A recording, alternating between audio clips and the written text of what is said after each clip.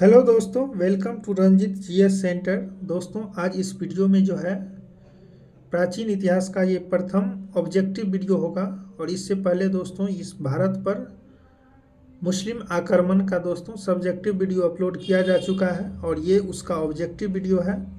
और इसका दोस्तों प्लेलिस्ट बना दिया गया है मध्यकालीन भारतीय इतिहास का, तो आप लोग प्लेलिस्ट में जाके वीडियो को देख सकते हैं सभी वीडियो को।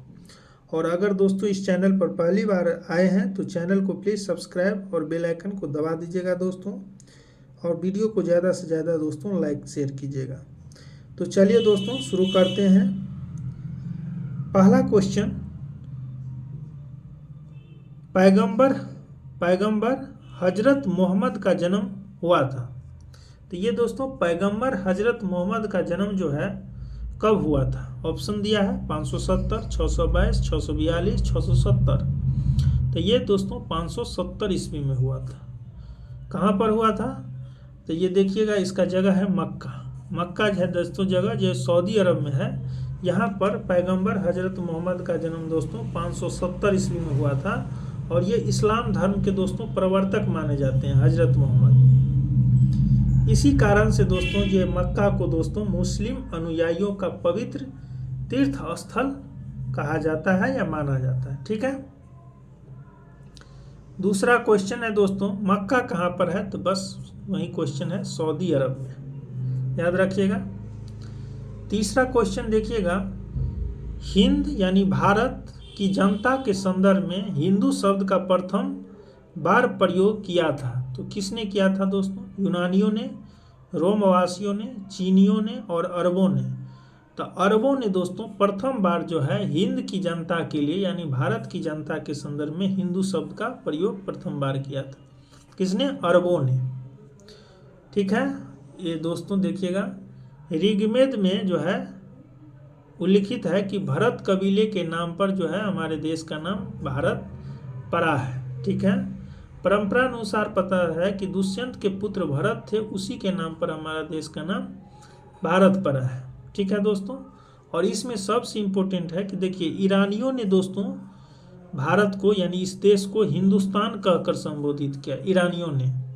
और यूनानी दोस्तों यूनानियों ने दोस्तों इंडिया कहा। और हिंद की जनता के संदर्भ में हिंदू शब्द का प्रयोग सर्वप्रथम अरबों ने किया था। तो ये इंपॉर्टेंट फैक्ट है, ये याद रखिएगा। चौथा क्वेश्चन देखिएगा दोस्तों, भारत पर पहला मुस्लिम आक्रमण किस वर्ष हुआ था? तो पहला मुस्लिम आक्रमण 712 ईस्वी में हुआ था, जो कि इसमें नहीं दिया हुआ है दोस्तों। इसका करेक्ट ऑप्शन हो जाएगा डी। किसके नेतृत्व में? मुहम्मद बिन कासिम के नेतृत्व में दोस्तों भारत पर पहला मुस्लिम आक्रमण हुआ था 712। यहाँ 711 है दोस्तों, ये 712 होना चाहिए, तब सी ऑप्शन होता, नहीं तो अभी डी ऑप्शन हो जाएगा। एक्सप्लेनेशन दिया हुआ है दोस्तों कि भारत पर पहला मुस्लिम आक्रमण 712 ईस्वी में अरब आक्रमणकारी मुहम्मद बिन कासिम के नेतृत्व में हुआ था। मुहम्मद बिन कासिम से पूर्व जो है 711 ईस्वी में ही उबैदुल्लाह के नेतृत्व में एक अभियान दल भेजा गया, परंतु वह पराजित हुआ और मारा गया। इराक के हाकिम अल हज्जाज ने मुहम्मद बिन कासिम के नेतृत्व में अरबों को सिंध पर आक्रमण करने के लिए भेजा। ठीक है। भारी संघर्ष के बाद अरबों ने 712 ईस्वी में सिंध पर विजय प्राप्त कर लिया। उस समय सिंध पर दोस्तों दाहिर का शासन था और फारसी ग्रंथ चचनामा से दोस्तों अरबों द्वारा सिंध विजय की जानकारी मिलती है। तो ये भी आप याद रखिएगा चचनामा को, जो फारसी ग्रंथ है। ठीक है। इसी से पता चलता है कि अरबों ने सिंध पर विजय प्राप्त की थी। दूसरा 5 नंबर क्वेश्चन देखिएगा दोस्तों कि मुहम्मद बिन कासिम द्वारा जो है सिंध की विजय कब हुई थी? तो इसका दोस्तों 712 ईस्वी में हुआ है। 6 नंबर क्वेश्चन देखिएगा, भारत में प्रथम मुस्लिम आक्रमणकारी था दोस्तों, तो ये मुहम्मद कासिम था, प्रथम मुस्लिम कारी आक्रमण। 7 नंबर क्वेश्चन है दोस्तों, भारत पर सर्वप्रथम मुस्लिम आक्रमणकारी थे, तो ये मुहम्मद बिन कासिम था दोस्तों, जो अरब के थे। तो इसको याद रखिएगा, अरब के थे मुहम्मद बिन कासिम। यहाँ देखिएगा कि भारत पर सर्वप्रथम अरबी मुसलमानों का आक्रमण 636 ईस्वी में हुआ था। यह आक्रमण जो है खलीफा उमर के समय में बम्बई के निकट थाने पर हुआ था, परंतु यह आक्रमण जो है असफल रहा। भारत पर पहला सफल आक्रमण 712 ईस्वी में मुहम्मद बिन कासिम के द्वारा किया गया था। खलीफा अल वाजिद के शासनकाल में यह आक्रमण हुआ था। ठीक है, कासिम के आक्रमण के समय सिंध का शासक जो था ये दाहिर था दोस्तों, और इसने सिंध तथा मुल्तान को जीता था।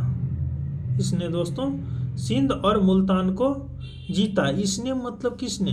इसने मतलब दोस्तों यहाँ मोहम्मद बिन कासिम ने दोस्तों सिंध को और मुल्तान को जीता।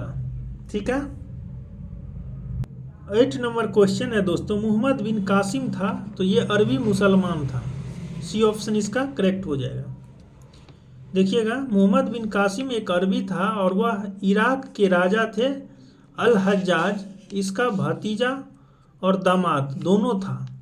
इराक के राजा अल हज्जाज का जिस समय उसने सिंध पर आक्रमण किया उसकी आयु जो है मात्र 17 वर्ष की थी, मोहम्मद बिन कासिम की। 9 नंबर क्वेश्चन देखिएगा दोस्तों, इनमें से कौन जो है गजनी राजवंश का संस्थापक था? तो गजनी राजवंश का संस्थापक था दोस्तों अल्पतगीन। याद रखिएगा, ये ऑप्शन करेक्ट हो जाएगा। अल्पतगीन जो था ये गजनी राजवंश का संस्थापक था।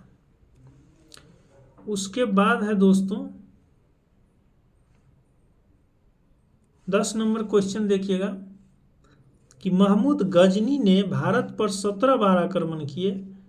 कथन है, कारण है दोस्तों वह भारत में अस्थाई मुस्लिम शासन की स्थापना करना चाहता था। नहीं दोस्तों, ये भारत में जो है महमूद गजनी अस्थाई मुस्लिम शासन की स्थापना करना नहीं चाहता था, इसलिए इन्होंने इस पर भारत पर दोस्तों 17 बार आक्रमण किया था। तो ये तो स्टेटमेंट गलत है। रीजन कि अस्थाई शासन की स्थापना करना चाहता था, गलत है। और ये सही है दोस्तों, इन्होंने 17 बार भारत पर आक्रमण किया, यानी कि इसका सी ऑप्शन सही हो जाएगा दोस्तों कि ये सही है पर आर जो है गलत है। यहाँ देखिएगा, महमूद गजनी ने भारत पर 17 बार आक्रमण किया, परंतु इन आक्रमण का उद्देश्य भारत में अस्थाई मुस्लिम शासन की स्थापना करना नहीं बल्कि मात्र लूटपाट करना था। 11 नंबर क्वेश्चन 11 देखिएगा, इनमें से कौन चंदेल शासक महमूद गजनवी से पराजित नहीं हुआ? तो दोस्तों विद्याधर था और ये पहला हिंदू शासक था जिन्होंने महमूद गजनी को पराजित किया था, और ये चंदेल शासक था विद्याधर। नेक्स्ट क्वेश्चन देखिएगा दोस्तों 12 नंबर, महमूद गजनवी का दरबारी इतिहासकार कौन था? तो इसका दरबारी इतिहासकार जो था दोस्तों ये उतबी था। बी ऑप्शन इसका करेक्ट हो जाएगा, उतबी। उसके बाद है दोस्तों 13 नंबर क्वेश्चन, और उतबी क्या कौन सी दोस्तों, ये देखिएगा, ये उतबी जो है दरबारी इतिहासकार था और उसने किताब उल यामनी और तारीख यामनी ग्रंथ की रचना की थी। ये भी आप याद रख सकते हैं। 13 नंबर दोस्तों, शाहनामा का लेखक फरिश्ता किसके दरबार से संबंधित था? तो ये दोस्तों शाहनामा का लेखक फरिश्ता नहीं था, ये फिरदौसी था। ठीक है दोस्तों, तो ये गलत है, फरिश्ता की जगह फिरदौसी होगा। और ये दोस्तों महमूद गजनवी के दरबार में रहता था। ठीक है, फिरदौसी महमूद गजनवी के दरबार से संबंधित था जिन्होंने शाहनामा की रचना की थी। ठीक है दोस्तों, यहाँ देखिएगा एक्सप्लेनेशन में दिया हुआ है कि दिया गया प्रश्न त्रुटिपूर्ण है क्योंकि शाहनामा का लेखक जो है फरिश्ता न होकर फिरदौसी है, और यह महमूद गजनवी के दरबार का प्रसिद्ध विद्वान कवि था दोस्तों फिरदौसी। इसे पूर्व के होमर की उपाधि दी जाती है और इस प्रकार इसका संभावित उत्तर विकल्प बी होगा। जबकि फरिश्ता ने दोस्तों तारीख ए फरिश्ता या गुलशन ए इब्राहिमी नामक किताब लिखी थी। ठीक है दोस्तों, उसके बाद 17 नंबर क्वेश्चन देखिएगा दोस्तों, शाहनामा का लेखक कौन था? तो शाहनामा का लेखक जो था दोस्तों ये बी ऑप्शन करेक्ट हो जाएगा, फिरदौसी था। ठीक है, उसके बाद और ये महमूद गजनवी के दरबारी थे दोस्तों। उसके बाद 15 नंबर देखिएगा, पुराणों का अध्ययन करने वाला प्रथम मुसलमान था। तो पुराण का दोस्तों प्रथम अध्ययन करने वाला प्रथम मुसलमान, ये सी ऑप्शन करेक्ट हो जाएगा, अल-बरूनी था। ठीक है दोस्तों, अल-बरूनी याद रखिए, ये पुराणों का अध्ययन करने वाला प्रथम मुसलमान था। देखिएगा, पुराण का अध्ययन करने वाला प्रथम मुसलमान अल-बरूनी था, और ये दोस्तों खीवा देश का रहने वाला था, और ये महमूद गजनवी के साथ भारत आया था। इतना फैक्ट आप याद रखिएगा। और ये दोस्तों अनेकों क्षेत्र में ये महारत हासिल था, खगोल विज्ञान, भूगोल, तर्कशास्त्र, औषधि विज्ञान, गणित और धर्मशास्त्र के बारे में इसको दोस्तों अधिक से अधिक जानकारी था। ठीक है, और इन्होंने दोस्तों देखिएगा अल-बरूनी जो अरबी भाषा में तहकीक ए हिंद की रचना की थी, इसको भी याद रखिएगा, तहकीक ए हिंद की। और इसका दोस्तों तहकीक ए हिंद को जो कि अरबी भाषा में था, उसका जो है अंग्रेजी भाषा में अनुवाद एडवर्ड साची ने किया था दोस्तों। अरबी भाषा से इस ग्रंथ का अनुवाद अंग्रेजी भाषा में किया था। ठीक है, और इसका हिंदी अनुवाद जो है रजनीकांत शर्मा ने किया था, तो इसको भी आप याद रख सकते हैं। 16 नंबर क्वेश्चन देखिएगा दोस्तों, 16 नंबर क्वेश्चन है कि महमूद गजनवी के साथ भारत आने वाला प्रसिद्ध इतिहासकार कौन था? तो ये दोस्तों अल-बरूनी था, प्रथम इतिहासकार। किसके साथ आने वाला? महमूद गजनवी के साथ भारत आने वाला। 17 नंबर क्वेश्चन है दोस्तों, अल-बरूनी भारत में आया था, तो ये दोस्तों 11वीं शताब्दी में महमूद गजनवी के साथ आया था। ठीक है, इसको याद रखिएगा, 11वीं शताब्दी में। 18 नंबर क्वेश्चन देखिएगा दोस्तों, महमूद गजनी के साथ भारत आने वाला मुस्लिम विद्वान था, तो ये अल-बरूनी था, याद रखिएगा अल-बरूनी। 19 नंबर क्वेश्चन देखिएगा दोस्तों, निम्नलिखित कथनों में से कौन अल-बरूनी के संबंध में सही नहीं है? वह एक धर्मनिरपेक्ष लेखक था दोस्तों, ये सही नहीं है, ये गलत है। वह धर्मनिरपेक्ष लेखक नहीं था अल-बरूनी। ठीक है, ये गलत है दोस्तों, तो ये ऑप्शन सही हो जाएगा। बाद बाकी ये जो है उसका ग्रंथ उस समय के जीवंत भारत से प्रभावित था, तो ये सही है। वह संस्कृत का विद्वान था, सही है दोस्तों। वह त्रिकोणमिति का विशेषज्ञ था अल-बरूनी, तो ये भी सही है। उसके बाद 20 नंबर क्वेश्चन देखिएगा दोस्तों, निम्नलिखित में से किसने महमूद गजनी के हमले के बाद सोमनाथ मंदिर का पुनर्निर्माण किया? तो महमूद गजनी के भीमराज प्रथम दिया है दोस्तों, भीमदेव दिया है, मूलराज दिया है, जयसिंह सिद्धराज दिया है। तो ये दोस्तों सोमनाथ मंदिर का पुनर्निर्माण जो है ये भीमदेव ने किया था, याद रखिएगा, भीमदेव प्रथम, महमूद गजनी के हमले के बाद। एक्सप्लेनेशन देखिएगा, महमूद गजनवी के सोमनाथ मंदिर पर आक्रमण 1026 ईस्वी के समय में यहाँ का शासक भीमदेव प्रथम के समय हुआ था। ठीक है, महमूद गजनवी जो है दोस्तों ये मंदिर से अतुल संपत्ति लूटकर वापस लौट गया। महमूद गजनवी के जाने के बाद भीमदेव प्रथम ने सोमनाथ मंदिर का पुनर्निर्माण करवाया था। 21 नंबर देखिएगा दोस्तों, किसने एक तरफ संस्कृत मुद्रा लेख के साथ चांदी के सिक्के निर्गत किए थे? संस्कृत मुद्रा लेख के साथ दोस्तों चांदी के सिक्के, ये बी ऑप्शन करेक्ट हो जाएगा, महमूद गजनवी ने दोस्तों संस्कृत मुद्रा लेख के साथ चांदी के सिक्के जारी किए थे। ठीक है, और इसका एक्सप्लेनेशन देखिएगा, संस्कृत मुद्रा लेख के साथ चांदी के सिक्के महमूद गजनवी ने जारी किया था। महमूद गजनवी द्वारा जारी चांदी के सिक्के के दोनों तरफ दो अलग अलग भाषा में मुद्रा लेख अंकित थे। ऊपरी भाग पर अंकित मुद्रा लेख अरबी भाषा में थे और दूसरी तरफ अंकित लेख संस्कृत भाषा यानी देवनागरी लिपि में था। सिक्के के मध्य भाग में संस्कृत भाषा में लिखा था अव्यक्त मेकम मोहम्मद अवतार निरुपति महमूद। ठीक है, मोहम्मद गजनवी के सिक्कों पर था दोस्तों। इस लेख के चारों तरफ अंकित लेख था अव्यक्तियायम नाम आयाम टनकम है, तो ये सब था, तो ये याद नहीं रखा दोस्तों।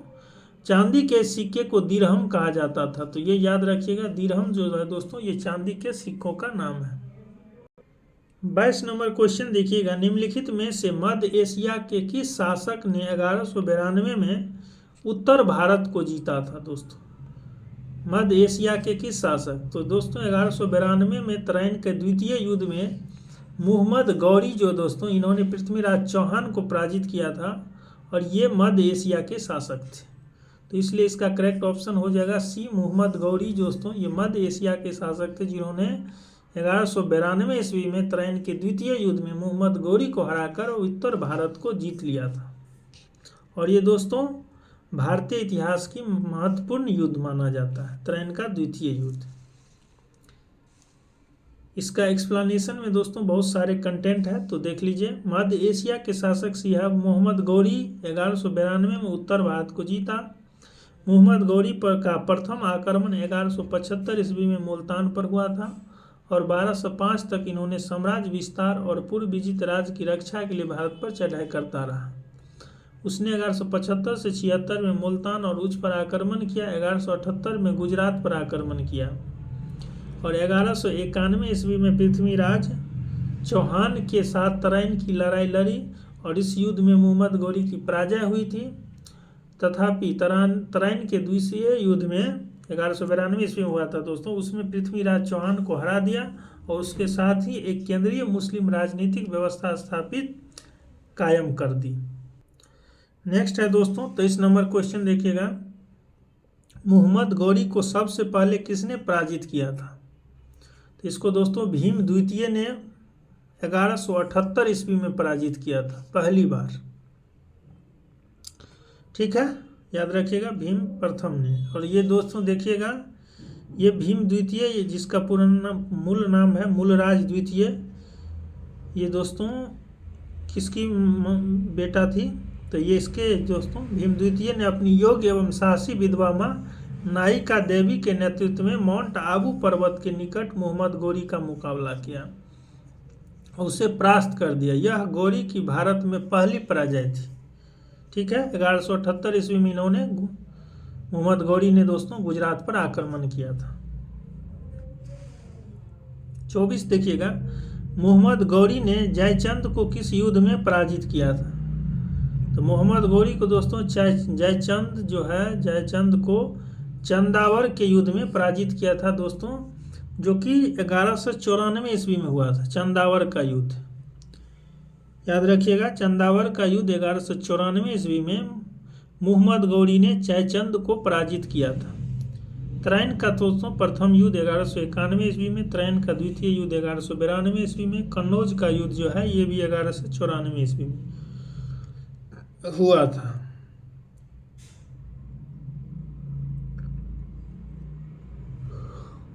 यहां देखिएगा दोस्तों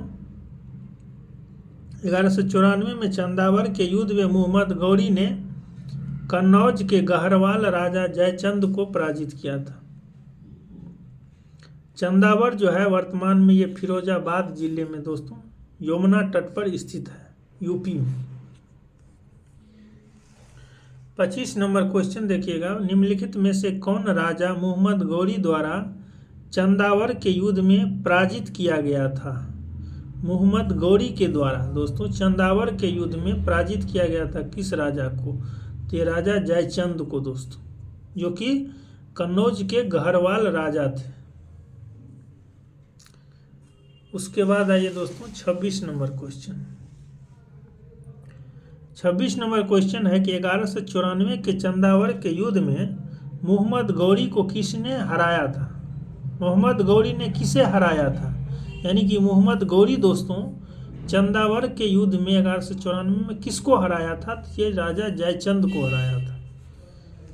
26-27 नंबर दोस्तों, युद्ध जिसमें भारत में मुस्लिम शक्ति की स्थापना हुई दोस्तों, तो ये तराइन के द्वितीय युद्ध 1192 ईस्वी में दोस्तों, जिसमें पृथ्वीराज चौहान को हरा दिया गया मुहम्मद गौरी के द्वारा दोस्तों।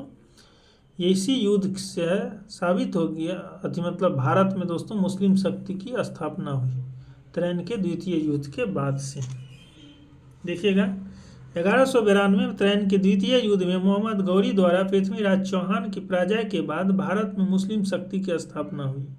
गौरी की सजगता और श्रेष्ठ युद्ध प्रणाली के कारण मुसलमानों की जीत हुई। यह युद्ध भारतीय इतिहास में अत्यधिक महत्वपूर्ण था।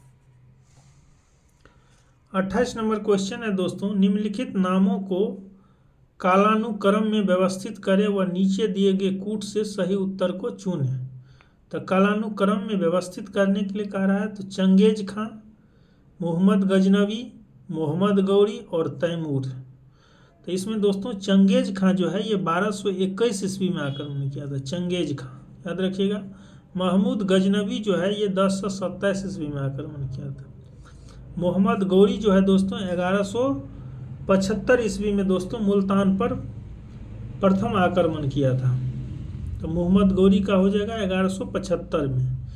तैमूर जो है दोस्तों, ये तैमूर 1398 ईस्वी में, तो यहाँ दिया हुआ है दोस्तों, तो ये डेट आप याद रखिएगा। चंगेज खां 1221 में, महमूद गजनवी 1027 में, मोहम्मद गौरी 1175 में और तैमूर दोस्तों 1398 ईस्वी में आक्रमण किया था। तो शुरुआत दोस्तों महमूद गजनवी होगा, यानी दूसरा होगा। उसके बाद जो है दोस्तों मोहम्मद गौरी, गजनवी के बाद मोहम्मद गौरी होगा। मोहम्मद गौरी के बाद दोस्तों चंगेज खां होगा। चंगेज खां के बाद तैमूर होगा। यानी कि दोस्तों आप इसमें डेट भी नहीं याद रखिएगा, तब बस आप टाइम पीरियड अगर याद रखते हैं कि महमूद गजनवी कब आया था, उसके बाद मोहम्मद गौरी, मतलब उसके बाद चंगेज खां, उसके बाद तैमूर, तो आप आराम से इस क्वेश्चन का आंसर टिक कर सकते हैं। इसका करेक्ट ऑप्शन हो जाएगा दोस्तों बी ऑप्शन, कि पहले दोस्तों महमूद गजनवी, उसके बाद मोहम्मद गौरी, उसके बाद चंगेज खां, उसके बाद दोस्तों तैमूर। आइए इसका एक्सप्लेनेशन देखिएगा दोस्तों। 1027 ईस्वी के बीच जो है, मतलब 999 से 1027 के बीच महमूद गजनवी ने भारत पर 17 बार आक्रमण किया। उसके बाद मोहम्मद गौरी का प्रथम आक्रमण 1175 ईस्वी में हुआ था और सन 1205 तक वह बराबर जो है साम्राज्य विस्तार तथा अथवा पूर्व विजित राज्य की रक्षा के लिए भारत पर चढ़ाई करता रहा। किसने? मोहम्मद गौरी ने। चंगेज खां के आक्रमण का भय तब उत्पन्न हुआ जब 1221 ईस्वी में ख्वारिज्म शाह की मृत्यु के बाद उसका पुत्र और उत्तराधिकारी जलालुद्दीन मंगबरनी दिल्ली सल्तनत की ओर भागा। तब जाके दोस्तों चंगेज खां का के आक्रमण का भय हुआ। ठीक है। सुल्तान नासिरुद्दीन के शासन काल में दोस्तों अगला है, मध्य एशिया के मंगोल सेनानायक तैमूर ने 1398 ईस्वी में भारत पर आक्रमण किया। तो ये भी याद रख सकते हैं कि नासिरुद्दीन जो है सुल्तान था नासिरुद्दीन, उसके शासनकाल में दोस्तों मध्य एशिया के मंगोल सेनानायक थे तैमूर। इन्होंने भारत पर 1398 ईस्वी में आक्रमण किया था। ठीक है। और यहाँ जो है चंगेज खां दोस्तों 1221 ईस्वी में ख्वारिज्म शाह की मृत्यु के बाद उसका पुत्र और उत्तराधिकारी जलालुद्दीन मंगबरनी जो है, इन्होंने दिल्ली सल्तनत की ओर भागा। उसका पीछा करते हुए चंगेज खां ने भारत पर आक्रमण किया था।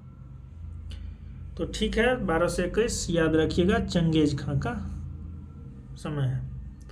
उसके बाद है दोस्तों 29 देखिएगा, किस मुस्लिम शासक के सिक्कों पर दोस्तों देवी लक्ष्मी की आकृति बनी हुई है?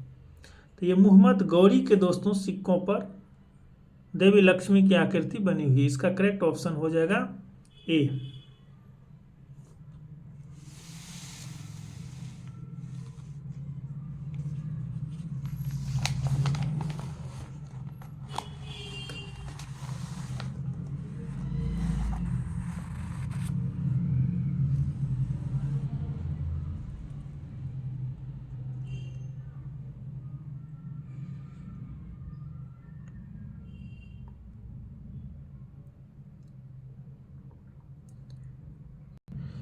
नेक्स्ट क्वेश्चन 30 नंबर देखिएगा दोस्तों, भारत में मोहम्मद गौरी ने किसको प्रथम अक्ता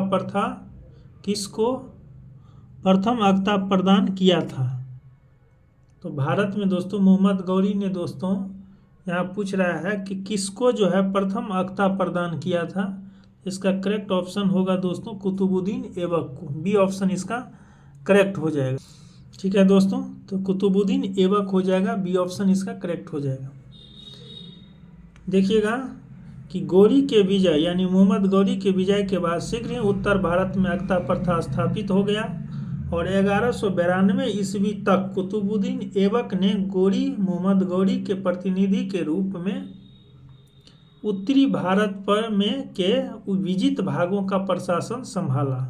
इस अवधि में कुतुबुद्दीन ऐबक ने उत्तरी भारत में तुर्की शक्ति का विस्तार भी किया। तो ये जो क्वेश्चन है दोस्तों कि भारत में मोहम्मद गौरी ने किसको प्रथम अख्ता प्रदान किया था, तो प्रथम अख्ता दोस्तों ये कुतुबुद्दीन ऐबक को नियुक्त किया था। ठीक है, मोहम्मद गौरी ने। 31 नंबर क्वेश्चन देखिएगा, मोहम्मद गौरी के किस दास ने बंगाल एवं बिहार पर विजय प्राप्त किया था। तो ये मोहम्मद गौरी का दोस्तों दास था बख्तियार खिलजी। ये साधारण दास था जिन्होंने बंगाल और बिहार पर विजय प्राप्त किया था। उसके बाद 32 नंबर क्वेश्चन देखिएगा दोस्तों, बिहार का प्रथम मुस्लिम विजेता कौन था। तो बिहार का प्रथम मुस्लिम विजेता बख्तियार खिलजी था। सी ऑप्शन इसका करेक्ट हो जाएगा। 33 नंबर क्वेश्चन देखिएगा दोस्तों, नालंदा बिहार का विध्वंस किया था। तो ये नालंदा बिहार का विध्वंस दोस्तों बख्तियार खिलजी ने ही किया था, नालंदा और विक्रमशिला दोनों को। ए ऑप्शन इसका करेक्ट हो जाएगा, बख्तियार खिलजी। 34 नंबर क्वेश्चन देखिएगा दोस्तों, इधर कथन है इधर कारण है। कथन है कि भारत पर तुर्की आक्रमण सफल हुआ। तो ये सही है दोस्तों। उत्तर भारत में राजनीतिक एकता नहीं थी। ये भी सही है दोस्तों। उत्तर भारत में राजनीतिक एकता नहीं थी, इसलिए भारत पर तुर्की आक्रमण सफल हुआ। तो दोस्तों दोनों कथन और रीजन दोनों सही है, और कथन जो है और कारण जो है कथन की सही व्याख्या करता है। ठीक है। उसके बाद दोस्तों 35 नंबर क्वेश्चन देखिएगा, रेशम बुनकरों की श्रेणी की जानकारी निम्नलिखित में किस शिलालेख से मिलता है। रेशम बुनकर की श्रेणी की जानकारी दोस्तों किस शिलालेख से मिलता है। तो ये दसपुर शिलालेख, ये याद रखिएगा, ये ऑप्शन करेक्ट होगा। दसपुर शिलालेख से दोस्तों रेशम बुनकरों की श्रेणी की जानकारी मिलती है। आइए एक्सप्लेनेशन देखिएगा दोस्तों, ये दसपुर जो है मंदसौर शिलालेख जो कुमारगुप्त के शासनकाल का है। इस लेख में कुमारगुप्त का राज्यपाल वंधु वर्मा का उल्लेख मिलता है। इसमें सूर्य मंदिर के निर्माण का उल्लेख मिलता है। यहाँ से प्राप्त लेख में पटवाई श्रेणी का मतलब होता है दोस्तों रेशमी सूत बुनने वालों की समिति, तथा इंदौर लेख में तौलिक श्रेणी का उल्लेख मिलता है। तो याद रखिएगा, पटवाई श्रेणी या रेशमी सूत बुनने वाली की समिति, और इंदौर लेख में तौलिक श्रेणी का उल्लेख मिलता है। तो दसपुर जो है शिलालेख है दोस्तों ये कुमारगुप्त के शासनकाल का। ठीक है, याद रखिएगा। और दोस्तों ये कंप्लीट हो गया वीडियो ऑब्जेक्टिव्स का। तो आप लोग अच्छे से इस वीडियो को देखिएगा दोस्तों, आप लिस्ट में जाके और बाकी सभी वीडियो को देख लीजिए सकते हैं। Thank you.